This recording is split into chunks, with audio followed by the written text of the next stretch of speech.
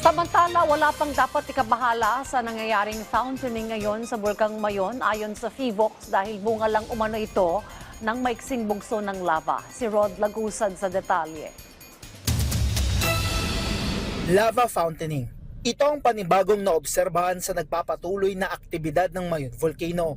Sa kuha ng FIVOX, makikita ang lava fountaining o ang pagbugso ng lava mula sa bunganga ng bulkan. Tumagal ng 35 segundo at may taas na 100 metro. Paliwanag ni FIVOX Director Teresito Bacolcol, ito ay maituturing na short-lived o panandalian lamang. We cannot consider this yet as, signal na nagkaroon na ng transitioning to violent explosive eruption.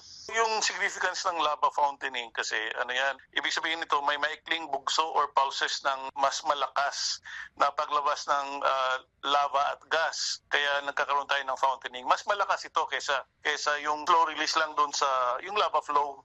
Anya pagpapakita lang ito na aktibo ang vent ng bulkan.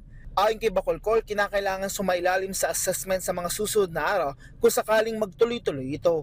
Kapag hindi siya sustained, ibig sabihin, effusive eruption pa rin at wala pang kasabay na signal for mass explosive escalation. So again, mas tama natin siyang tingnan ngayon bilang brief intensification sa loob ng effusive eruption.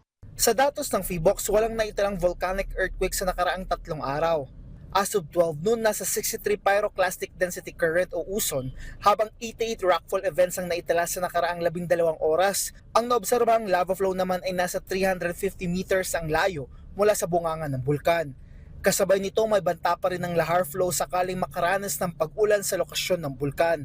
Paalala ng FIVOX, huwag maniwala sa fake news.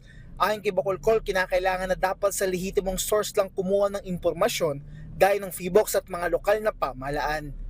Rod Lagusad para sa Pambansang TV sa Bagong Pilipinas.